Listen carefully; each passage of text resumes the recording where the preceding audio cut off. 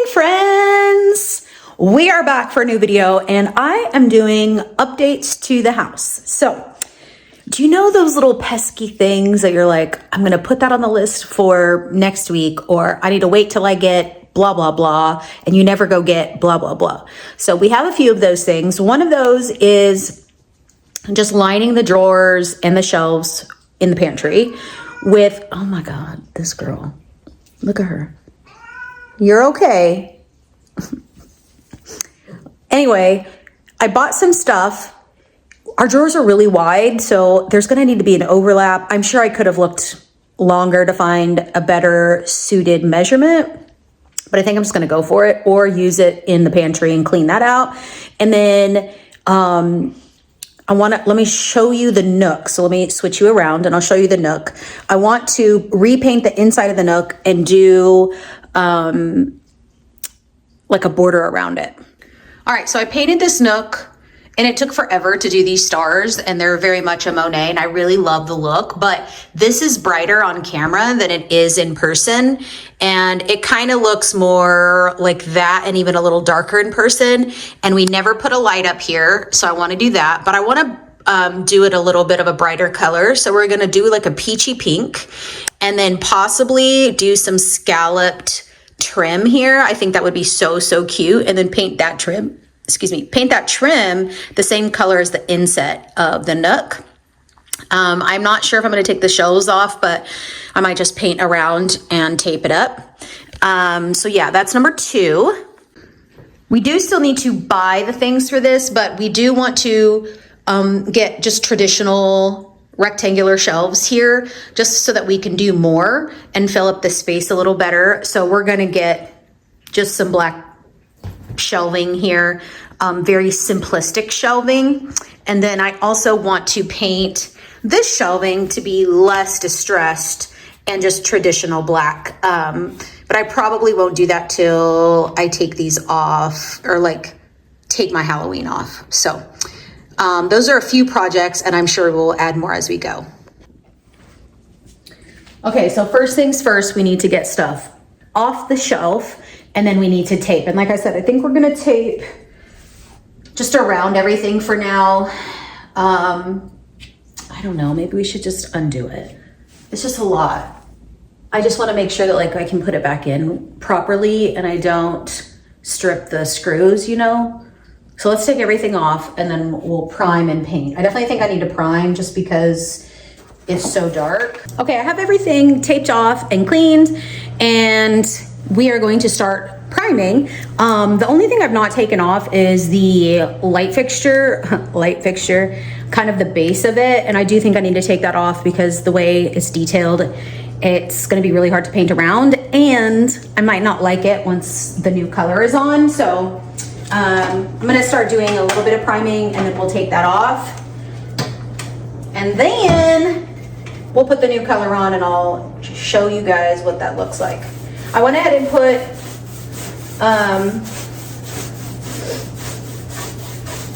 covered the shelves just because I know how messy I can get. And I'm only gonna do, I don't know, I think I'm only gonna do 1 cone of primer, so we'll see, assuming it's primer. Either way, it's a light color and we need that base on the dark. Yep, see? I'm so glad that I primed and, not primed, but taped everything down because I am definitely making a mess. We are primed and dried and it's not even and I just don't care. Let me show you the color. It's a very bright pink with a little bit of a peach. So it's a warmer pink. Yeah, we're just gonna freaking go for it. All right, we got, we got 1 coat down. We'll do 1 more coat tonight. Take off all of this stuff, the painter's tape tomorrow. And then we will measure out the scallop stuff and see if it's something we can do. Okay, please disregard this. I woke up and immediately started working on the couch. And so I just, it's tradition. I don't get ready. I just start going. So I completed the paint on the nook. I went ahead and did Day of the Dead, Dia de los Muertos, my ofrenda, my altar. And so we're gonna have to work around it, but I wanna show you guys what it looks like. And then the trim, I think we're gonna put that up next. Oh, I'm gonna do a renter-friendly version though, so it can be taken off easily if I hate it or if I wanna adjust it. So let me switch this around so you can see. This is the ofrenda.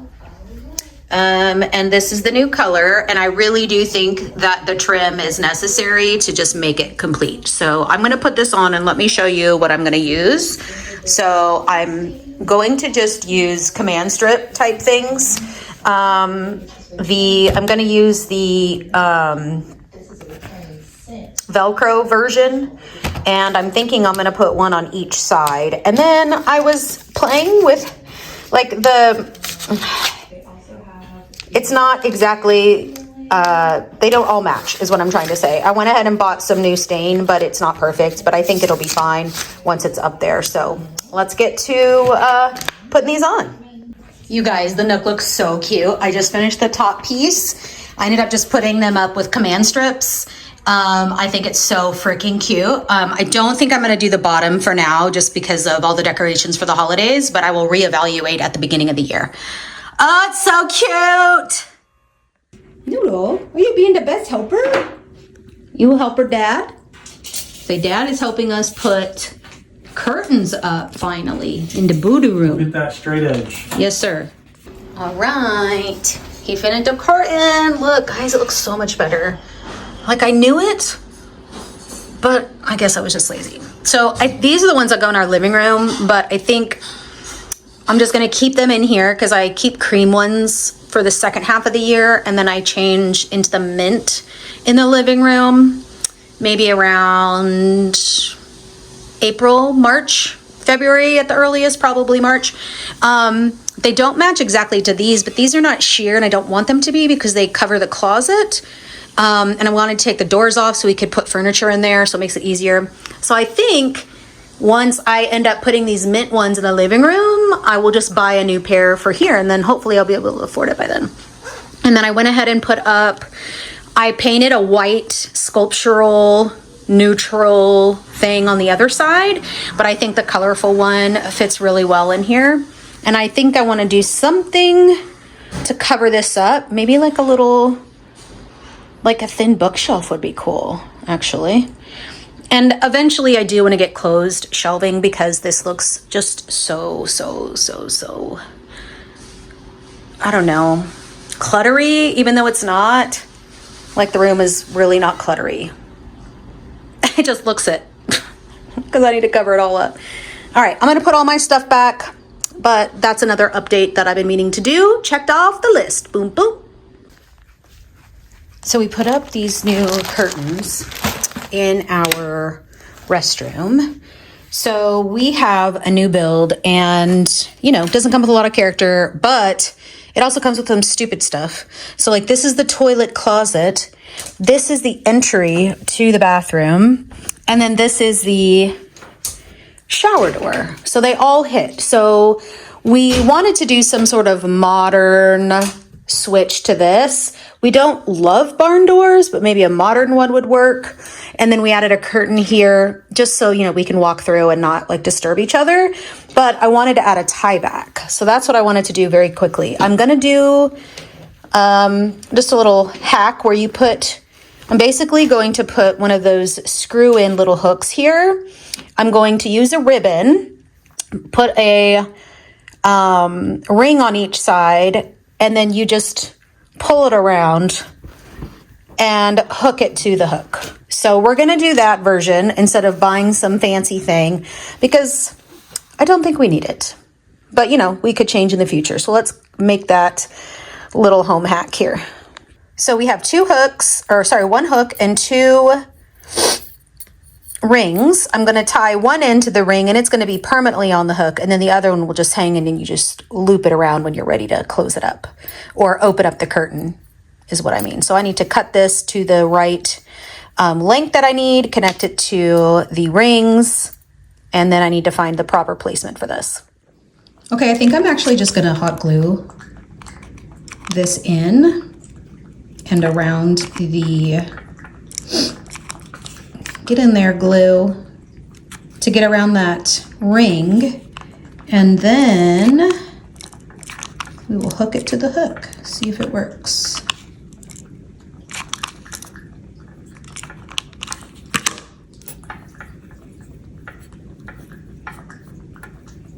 You know, I bought one of those little finger things to protect you from the hot glue and I never use it, which is so dumb. All right, now let's cut and measure. All right, I measured it pretty tightly because I do want the curtain to be pulled all the way across. So it's actually not very long. I would say maybe a foot, a little over a foot. So we're going to glue this one on and then I will show you how simple it is to put this on. I will say this is a great reminder because I am a little low on money here at the end of the year that not everything has to be aesthetic, and it can also be aesthetic even using supplies you have at home. We don't need to go buy brand new everything all the time. Okay, let's see if we have a working situation. So the first ring, that will always stay there, so it'll just stay down like this when we want the curtain open or in use. And then I'm just gonna pull it around here, gather my curtain and pull this around to the back part. Hopefully this hook is big enough. And I just took a ribbon that I had in my own stash in my craft spot. And honestly, I think it's fine. I don't think it's, I mean, I did buy something from the Goodwill bins that could make a really cool hook, but I think I need to wait on a few things to find, and so I didn't want to rush it, so this is a good alternative for now. So super cute. Just such a simple thing to make your life easier. That's what I want to do by getting all these projects done that have just been put off. Okay, so there's one last thing that I want to get done in this video. We actually ordered some stuff for our primary bedroom, but I think I want to do that as a separate video, like on its own, like a whole bedroom refresh. So the last thing I want to do is I have been one of my favorite parts of my Christmas decor this year. I have been wanting a vintage wall pocket to put my coffee spoons and stirrers and things like that by my coffee bar, so that, because we don't have a ton of counter space, so to kind of lift up some things. I'll show you what we do have there now. I went ahead and bought a pair of these shelves. We put up one, and I think I want to do a wall pocket for the other part. And I've not been able to find one, and I don't want to settle. And I've thought about making one from clay. I've thought about hiring or like having my friend make me one, like doing a commission piece because she's a ceramicist. But this is what I'm actually going to do for the moment. I thrifted this a long time ago for a gift, but I ended up finding something completely different that works better for the gift. So I'm going to keep this for myself, and I'm literally just going to glue these together so that this can be the spoon holder, and then put one of those plate hooks on the back that you use to put on the wall really securely for like a plate wall, and then put a removable like command hook on the wall. Boom shakalaka. So I'm gonna go get some of my heavy duty glue, and obviously it'll take some time to dry, and then I do need to order a little plate hook. I might be able to get one at Hobby Lobby, I'm not sure, but anyway, that's what we're gonna do. And then it will go like right here. So this is the coffee area that I was talking about, and so this is our one little shelf, and I went ahead and put some very affordable placemats from Walmart. I did two, kind of overlapped them, and it ended up being $3 total. So super cool deal. Brings a little bit of pattern in and some protection to the countertop. So I thought about putting a little wall pocket here for the spoons. So that's what we're gonna make today, and I'll show you what it looks like. So I did buy a couple of things. I'm gonna put this in my craft area for now. I did buy this and thought this could actually make a cool wall pocket. But then, like, I don't know, it's like there's a because it's a frame, there's a divot there. So will the spoons actually fit? I don't know. So I might just use the frame for another piece of artwork and just keep this in my stash until I'm ready to use it for something else. But I liked that it had a flat spot to glue up against whatever it is I'm gluing it to. So this was my original idea, but I think I'm going to start with this because this actually, I don't really have to do anything with the color, if that makes sense. This I would have to paint and decorate, and I'm just not in the mood for that right now. So we're going to stick with this. Let me get my glue. Okay, so a little crafting tip, which you probably already know, but just in case if you don't, I'm going to use E6000 to put the teacup and tea saucer together. But because it takes a very long time for it to set, I'm going to blend it with some hot glue so that I know it will set and won't move around. And then it'll have time to set with this proper glue. Okay, so I bought a plate hook for the wall, like specifically, and it just was not working. So I did a command strip, the Velcro kind, and it actually has been up and staying beautifully, but it's leaning a bit. So I might just put some flowers in there for now. And then I'm going to make another version from clay. All right, guys. Those are all of the